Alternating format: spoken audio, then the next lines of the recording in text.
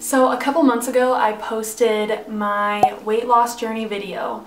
It was something that I was really excited to share with people because when I was going through it, I was looking at YouTube videos all the time trying to find people who kind of related to what I was going through. But I just kind of wanted to be a little more real with you guys and open up about how my relationship with food has changed over the years. Overall, I gained weight because of food and I lost weight because of food, so my relationship with it has completely shifted. I just kind of wanted to talk about some of the things that after losing 40 pounds, the things that I still struggle with to this day. That was a really big thing that happened in my life, and in reality, the after effects of losing weight are probably gonna follow me for the rest of my life because I will never look at food the same. There are things that I struggle with every day, and I'm pretty sure a lot of people can relate to it. But I didn't want to put on this facade that I had just lost the weight and that everything was fine now and life was perfect, you know. But I just wanted to kind of go over some of the things that I've been dealing with, so if you can relate, we can kind of, you know, just use this as a safe place if you want to leave a comment and we can have a discussion about it. So one of the biggest issues that I have started to realize that come with food and people my age especially is there is a common trend of, I'm gonna say girls specifically my age, but I know it can be any age, any gender. If you're gonna go out or if you're gonna go somewhere where you're meeting people, it can be kind of common to skip a meal or not eat dinner because you don't want to look bloated or you don't want to look big going out, which is something that I have really been trying to get past because I would do this as well. The first year that I had lost weight, there were a lot of nights where my girlfriends and I would go out and we planned on going to a big party and I just wouldn't eat dinner because I didn't want to look bloated. I wanted to look skinny when I was going out with everybody. And it was a really common trend among a lot of girls that are my age and a lot of girls that I knew going out. It was never something that my friends and I like praised each other for, but we didn't necessarily say that it was bad. First off, skipping a meal is not going to make you look any different than if you would have eaten the meal. It really doesn't. And I'm saying this because there were a lot of nights where I didn't want to go out because I felt bloated or I felt this or that. And in reality, I would have pictures taken of me or whatever, and I realized I looked the exact same as I would if I would have just eaten dinner. If that is a habit that you have, it's definitely something that is way more in your head than what other people are thinking. And most of the time, if you feel bloated or if you feel like, oh, I ate too much or this or that, nobody actually notices. Nobody is as invested in the way that your body looks than you. So that was something I noticed I was kind of struggling with a little more, was the idea of skipping meals, and that at this age it's almost praised to skip meals because it coincides with the idea that somebody is skinny or they look good, when in reality you're doing your body way more damage skipping a meal than if you would have just eaten. I also realized that I was definitely hyper aware of how much people around me were eating. So if I would go out to a restaurant with my friends, there was always a part of me that was paying attention to how much they were eating and how much I was eating. And until I had gone through like my weight loss journey, this was something that I never noticed. I never paid attention to how much people were eating, especially if I'm around some of my smaller friends who are just shorter than me. If they don't eat their whole meal and I do, there's a part of me that feels bad about it. The fact that I ate a whole meal while they only ate half. And so I noticed that when I was eating with certain people, I would be very aware of how much they were eating and try to match that.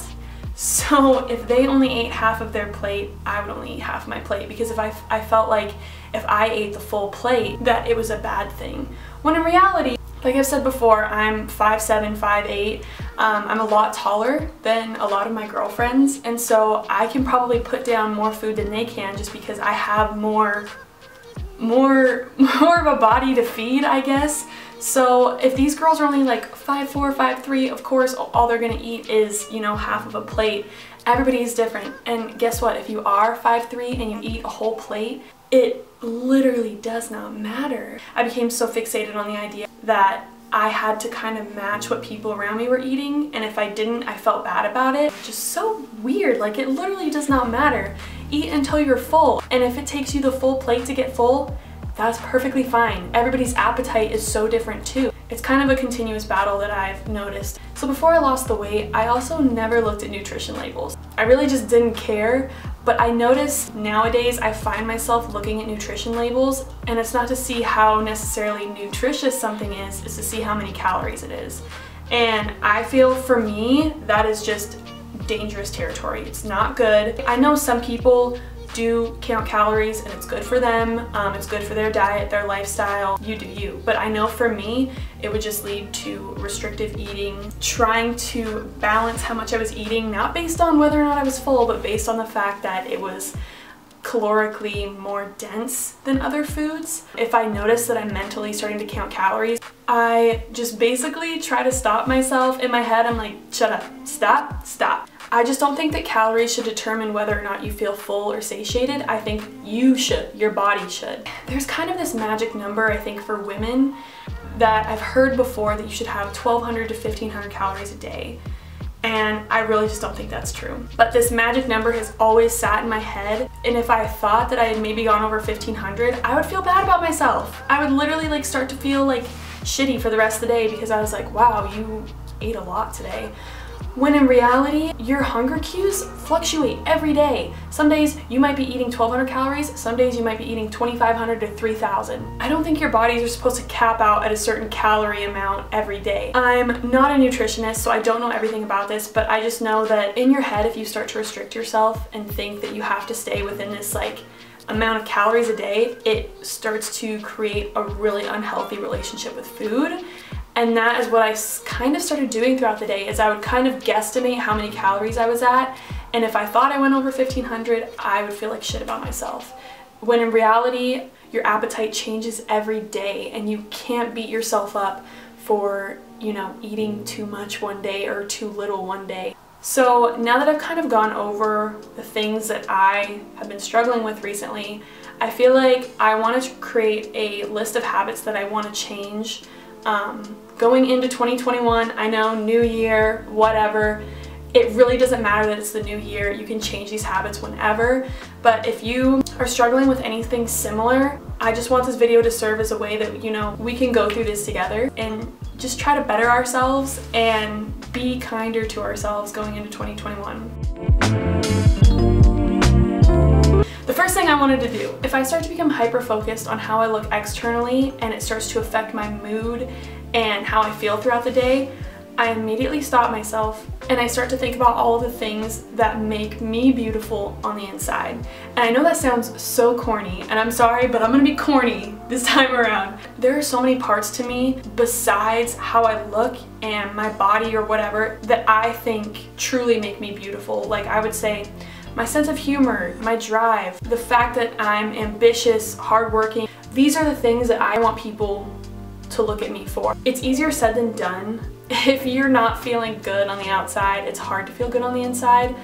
But I'm telling you, you have to start focusing on those things, because that is what makes you a good person. And I just think about the fact that all of my friends are friends with me because of these reasons, because of my sense of humor, because, you know, I'm a kind person. And none of them wouldn't be friends with me if I looked a different way. And that's what you have to realize with the people that you surround yourself with. They're not friends with you because of the way you look.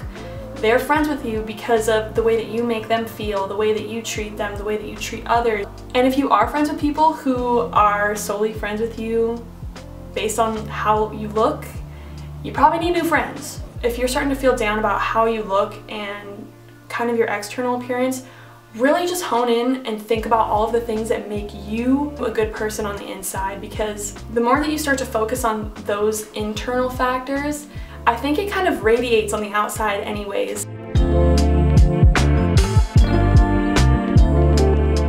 Another habit that I want to work on this year is to stop glamorizing the idea of skipping meals. So like I talked about before, that was something that I had noticed among a lot of girls my age, is that we kind of talk about skipping meals really loosely. And when we talk about it, it's almost a way of bragging. And I don't think we mean for it to come across that way, but it can be something that we feel like we're proud of, because skipping a meal equals looking better, which is not true. I had a conversation with one of my girlfriends, and we both agreed that we're gonna make a conscious effort to stop talking like that. Because even if one of us says like, oh my gosh, no, you need to eat, in some way it's almost like the person saying it is proud of the fact that they haven't eaten, and we need to stop glamorizing that and stop making that a good thing in conversations. So I am just going to completely stop. If you feel like you're doing that a little too often, cut it out. Cut it out. It's not good for here, it's not good for here, it's not good for here. Okay, another thing. I want to exercise more because I haven't exercised a lot at all this semester, because my biggest excuse was because of COVID. If you go to the gym at ASU, that's where I go to school, I go to ASU. If you go to the gym here, you have to wear a mask the whole time you're in there. So even once you're on a treadmill and you're running, you have to wear a mask. And so my excuse was, oh, well, I can't run with a mask on, like it's too hard. If doctors can do like 12-hour shifts with a mask on the whole time, I think I can run for 30 minutes with a mask on. So I'm cutting that excuse out. I'm gonna go back to the gym.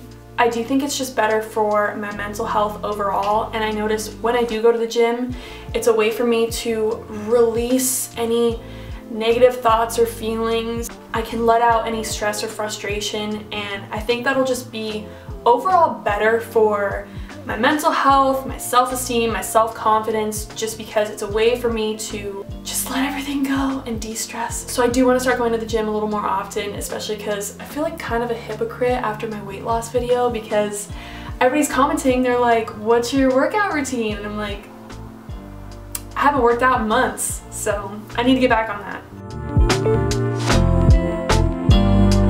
Another thing I want to work on going into this year is to stop feeling bad about eating unhealthy food.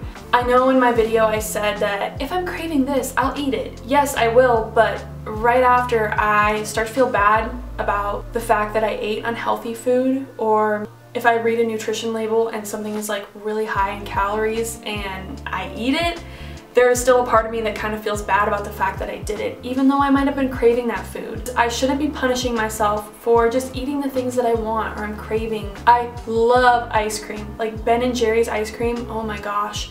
But every time I would eat a Ben & Jerry's ice cream, I would kind of feel bad about myself after, which ice cream is ice cream. It shouldn't make you feel bad about yourself.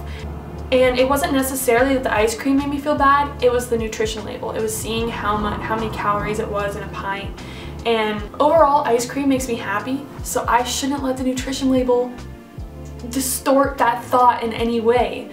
So I want to try to work on kind of just rewiring my brain and turning those negative thoughts into positive. I don't want to allow food to affect my emotions negatively.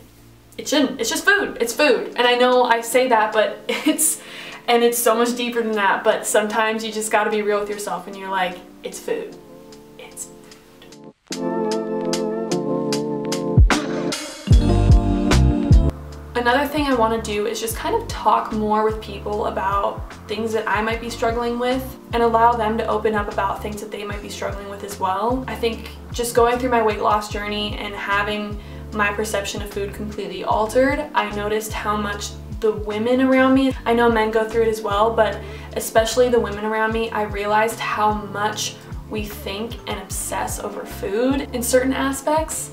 And so I do just want to talk with more people around me about it, especially the women in my life, because I want to be somebody that they can talk to about something they're struggling with, and I want to be able to talk to them about my struggles, because it was crazy going back home and realizing how many of the girls in my family or my friends back home or my friends here were going through the same exact thing as me, and just nobody was talking about it. It was almost kind of like taboo to talk about, but I don't think it should be. I think with a lot of these things we tend to think that we're alone in our thoughts and our feelings, when a lot of people are going through the same shit. And I encourage you guys to be more open with people around you, because it's so much more relieving, and it makes you feel so much better about the way that you're feeling, because you're like, oh my god, I am not alone in how I'm feeling. That's mainly why I wanted to make this video too, is I want the comments especially to serve as just a way where you can, you know, discuss, talk about things that you might be going through, and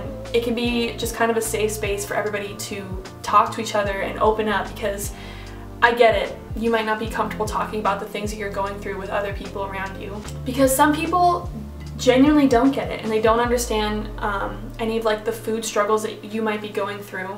And that's okay. Everybody is on their own journey in life. This has kind of been weighing on my mind a lot because I've been making a lot of, you know, what I eat in a day videos, and, you know, my weight loss video was like my most viewed video, and I didn't want it to seem like everything was perfect now that I had lost the weight. Yes, I have a pretty healthy diet in general, but that does not mean that I don't struggle every day with food. So yeah, I mean, I hope this video was helpful.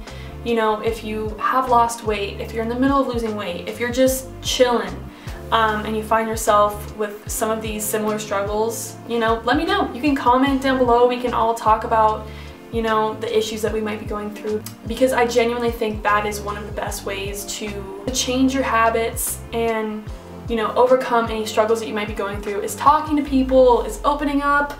And I know it can be hard doing it in your personal life, so, you know, you can do it on this video. Hopefully we can bounce off of each other and talk about like certain issues that we might be dealing with, certain struggles, because we're all in this together. I hope I didn't leave anything out, and if I did,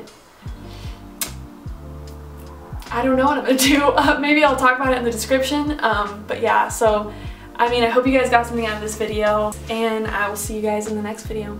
Bye.